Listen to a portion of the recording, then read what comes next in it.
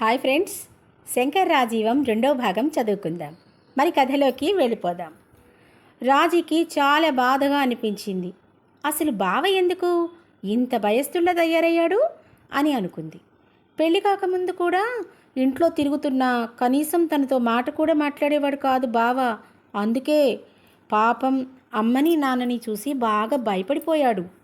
అత్తయ్య రాధమ్మ దగ్గరకు వెళ్ళింది రాజీ. అత్తమ్మ నీరసంగా పడుకుని ఉంది. అత్తయ్య, ఏమిటలా పడుకొని ఉన్నారు అని అడిగింది రాజీ. పక్కింటి బామ్మగారు వచ్చింది ఇంతలో. మేమంతా ఒప్పించి చేశామమ్మా పెళ్ళి. ఉదయం శంకరం వచ్చి తెగ బాధపడిపోయాడు. వాళ్ళ అమ్మ ఇక్కడ ఒక్కతే ఉండడం వాడికి అస్సలు నచ్చలేదు. అలా అని మీ అమ్మ బాబుని ఒప్పించటం వాడి వల్ల కాదాయే. ఉత్త వెర్రి బాగోలోడు. వాళ్ళిద్దరి వ్యవహారం నీకు తెలిసిందేగా అంటూ కాస్త గట్టిగానే చెప్పారు బామ్మగారు. అర్థమయ్యింది రాజీకి. నిజమే, అత్తయ్య చిన్న వయసులోనే భర్తను పోగొట్టుకొని ఎప్పుడూ ఒంటరి జీవితాన్నే అనుభవించారు. అమ్మ నాన్నకు చెప్పి అత్తయ్యను ఇక్కడి నుంచి తీసుకెళ్ళిపోవాలి అనుకుంది రాజీ. అప్పుడు శంకరం బావకు కూడా నేనంటే ఇష్టమవుతుంది అని ముచ్చటగా అనుకుంది రాజీ.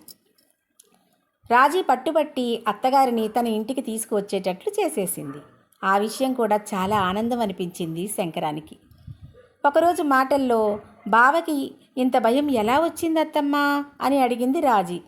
ఆ సమయానికి ఈ రాజీ అమ్మ నాన్న ఇంట్లో లేరు.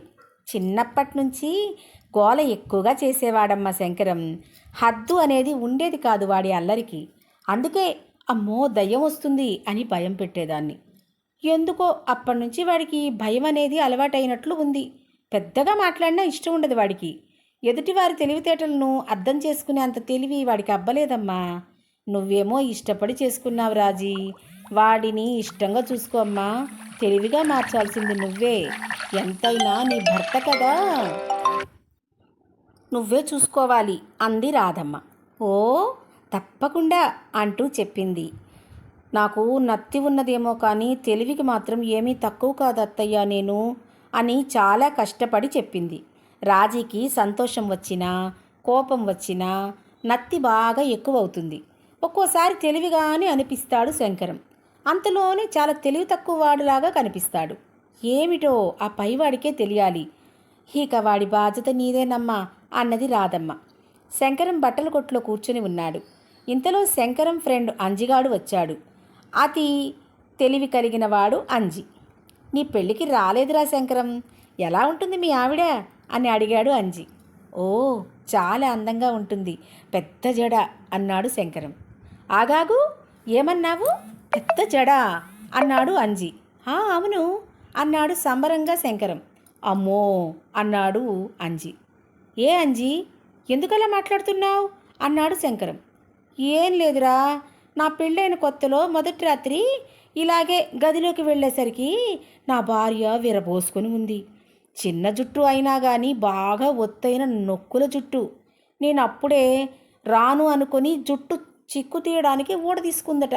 లోపలకు అడుగుపెట్టి ఆమె వంక అదో రకంగా చూస్తున్నప్పుడు కరెంటు పోయింది. చచ్చినట్లు అవన్నీ గుడ్లప్పగించుకొని భయంగా వినసాగాడు శంకరం. కొవ్వొత్తి వెలిగించి ఆ వెలుగులో కనపడిందిరా. అమ్మో భయంతో అడలి చచ్చాననుకో నా పెళ్ళాన్ని చూసి అని భయంగా చెప్పాడు అంజి. శంకరానికి కూడా ఆ మాటలు చాలా భయం అనిపించాయి.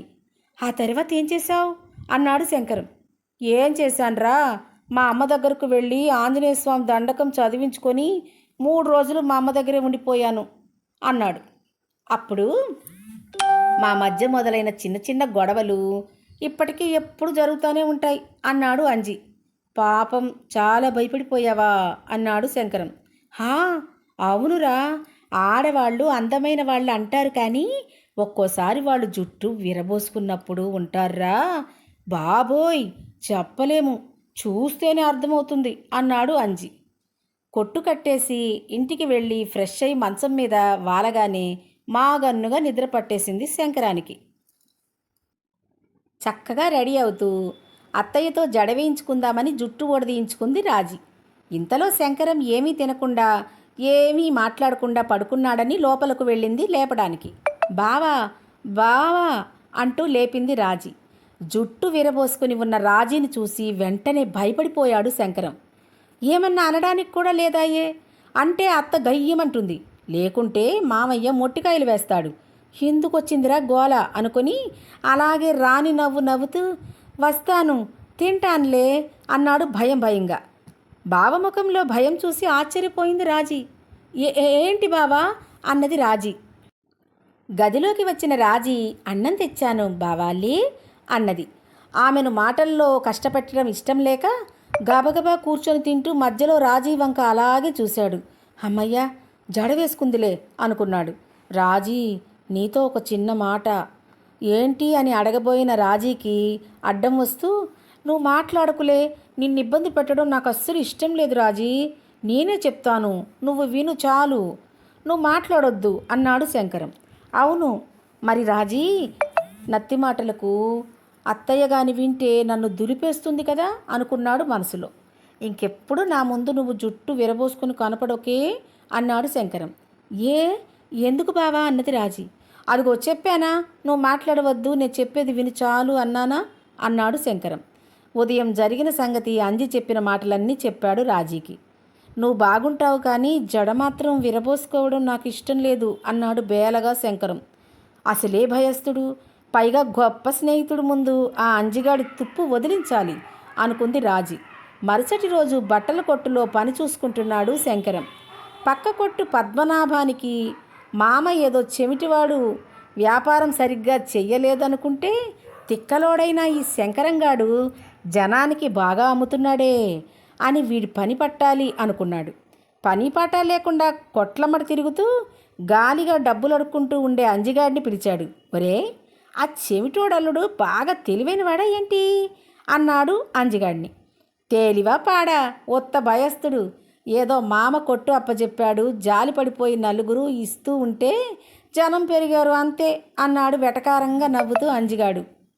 పని పాట లేనివాడికి ఎదుటివారిలో కూడా పనికిరాని లక్షణమే కనిపిస్తుందిగా మరి. ఒరే చిన్న మాట్రా అంటూ అంజిగాడితో ఒక మాట చెప్పాడు పద్మనాభం. అలాగే చేస్తాను, మరి నాకో అన్నాడు. ఇస్తాలేరా పేకాటకేగా అన్నాడు పద్మనాభం. పెళ్ళిళ్ళ సీజన్ అయ్యేసరికి జనం బాగానే వస్తున్నారు. ఆ రోజు అలాగే కొట్టుకు వచ్చారు 3 ఆడవాళ్ళు. ఇంతలో అంజిగాడు వచ్చి అరే శంకరమా అదిగో చూడు, మధ్యలో అమ్మాయికి మొన్న మధ్యనే దెయ్యం పట్టింది, వదిలించారులే అని చెప్పాడు అంజిగాడు. అమ్మో అయితే నువ్వే అమ్ము ఆ అమ్మాయిలకి అని చెప్పి తను పక్కకు వెళ్ళాడు శంకరం. ఆ వచ్చిన 3 ఆడవాళ్ళు చీరలు చూపించండి అన్నారు. ఈ కొట్లో అంత బాగోలేదు కానీ పక్క కొట్టు పద్మనాభం గారి కొట్టుకు వెళ్ళండి, బాగుంటాయి బట్టలు అని చెప్పాడు అంజిగాడు వాళ్ళకి. అందులో ఒక అమ్మాయి ఆ కొట్టు సంగతి నీ సంగతి మాకు బాగా తెలుసు కానీ నోరు మూసుకుని పక్కకెళ్ళరా అంటూ కేకలు వేసింది. అది ఎందుకో తెలియని శంకరానికి భయం వేసింది. నిజంగానే దెయ్యం ఉంది ఈ అమ్మాయిలో కాబోలు, లేకుంటే అలా ఎందుకు అరుస్తుంది అనుకున్నాడు. అమ్మో అంజిగాడు స్నేహితుడు కాబట్టి నన్ను కాపాడాడు అనుకున్నాడు శంకరం. ఏ అమ్మాయినైతే చూసి భయపడుతున్నాడో శంకరం, ఆ అమ్మాయి మీరొకసారి బయటికి రండి అని పిలిచింది శంకరాన్ని. అయ్ బాబోయ్ తప్పించుకోవడానికి మార్గమే లేదుగా అనుకున్నాడు శంకరం. మిమ్మల్ని రండి అన్నది చిరాగ్గా. ఏం చేయాలో అర్థం కాక అల్లాడుతున్నాడు శంకరం. బట్టలు కొనుక్కోవాలి రావయ్య బాబు అన్నది ఆ అమ్మాయి.